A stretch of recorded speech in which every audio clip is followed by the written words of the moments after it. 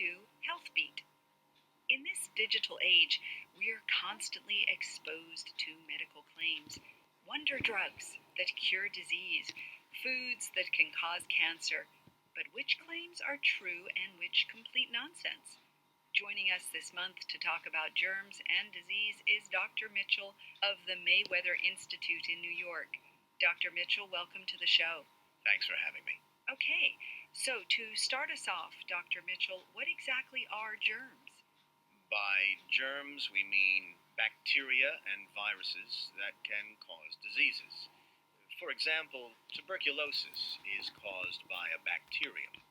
The common cold and influenza are caused by viruses. And is it true that dangerous germs are all around us? While it is true that germs are everywhere, it's a myth that all germs are dangerous. Most are not harmful.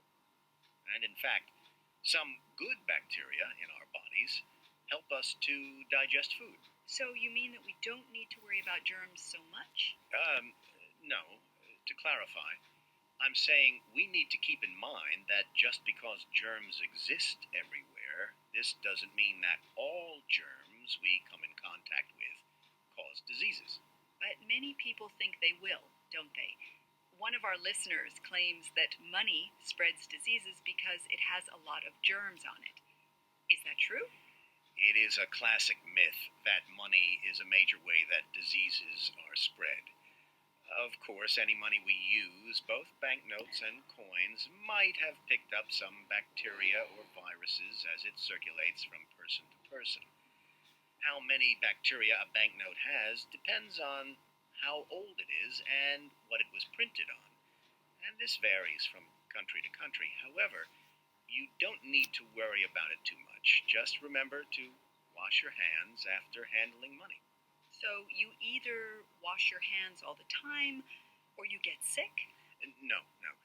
In actual fact, you could wash your hands all the time and still get sick.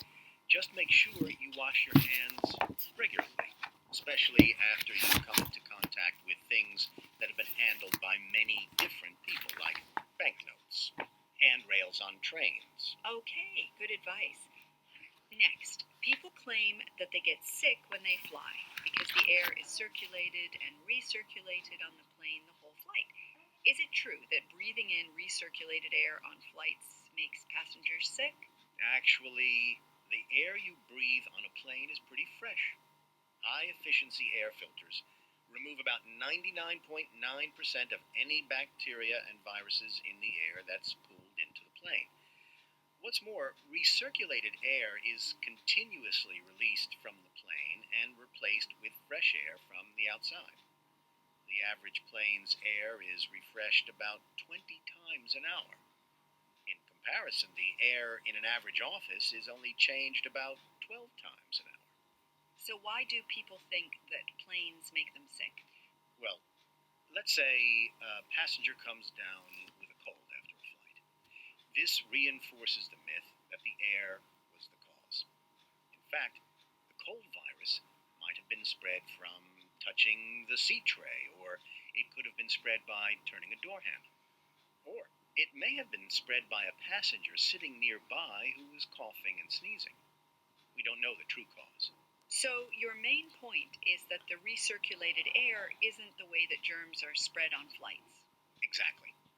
There are lots of different ways to get sick on a plane, but it's very unlikely to be caused by recirculated air. Another listener believes the kitchen is the dirtiest room in the house. That isn't true, is it? Well, in fact, some say it is. Kitchens are, in fact, full of germs that can cause diseases.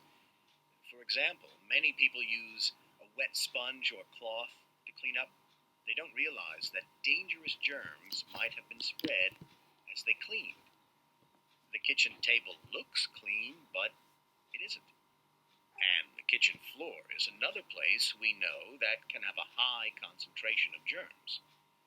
Here's another myth related to the kitchen floor. The 5-second rule. The rule is if you drop some food on the floor but you pick it up within 5 seconds, then it's still okay to eat it. That's not valid, of course. As soon as the food touches the floor, it comes into contact with bacteria. This usually means it's unsafe to eat. We're out of time. Thank you, Dr. Mitchell. To recap, germs are everywhere. Not all germs are dangerous. Money's not likely to make us sick, but the kitchen might.